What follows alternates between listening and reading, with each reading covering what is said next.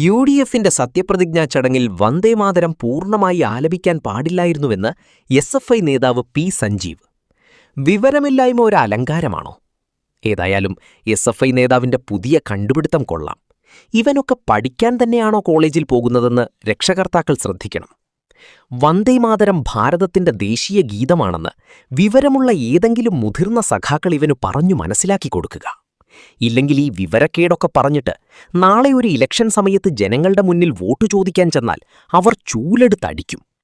ഏതായാലും കഴിഞ്ഞ അസംബ്ലി ഇലക്ഷന് LDF എങ്ങനെ ആടപടലം തോറ്റുപോയി എന്ന് ഒരുപാട് തലപുകഞ്ഞാലോചിച്ച് കണ്ടുപിടിക്കേണ്ട കാര്യമൊന്നുമില്ല.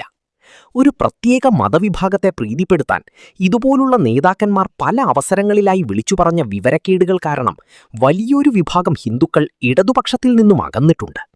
ഇനിയെങ്കിലും ഏതെങ്കിലും ഒരു മതവിഭാഗത്തിനെ പ്രീതിപ്പെടുത്തുന്നതിനു വേണ്ടി മുണ്ടും മുറുക്കി ഇറങ്ങാതിരിക്കുക. ഇന്ത്യ ഒരു ജനാധിപത്യ രാജ്യമാണെന്നും ഈ രാജ്യത്തെ ഒരു പാർട്ടിയാണ് CPIM എന്നും ഓർക്കുക. നാളെ നിങ്ങൾ തിരഞ്ഞെടുപ്പിനെ നേരിടുമ്പോൾ കമ്മ്യൂണിസ്റ്റുകാരോട് മാത്രമല്ല വോട്ട് അഭ്യർത്ഥിക്കുന്നത്, വന്ദേമാതരം എന്ന ഭാരതത്തിന്റെ ദേശീയ ഗീതത്തെ നെഞ്ചോട് ചേർക്കുന്ന കോടിക്കണക്കിന് ഭാരതീയരോടാണ്. ഈ വിഷയത്തിൽ UDFിലെ ഘടകകക്ഷിയായ മുസ്ലിം ലീഗിനു പോലും ഇല്ലാത്ത വിഷമം എന്തിനാണ് LDFന്? കാള പെറ്റു എന്ന് കേട്ടാൽ കയറെടുക്കുന്ന ഈ സ്വഭാവം ഇനിയെങ്കിലും മാറ്റിയില്ലെങ്കിൽ കാൽച്ചുവട്ടിലെ ശക്തമായ മണ്ണൊലിച്ചുപോകുന്നത് ഇടതുപക്ഷം അറിയുന്നത് ചവിട്ടി നിൽക്കാൻ ഒരിടമില്ലാതാകുമ്പോളായിരിക്കും.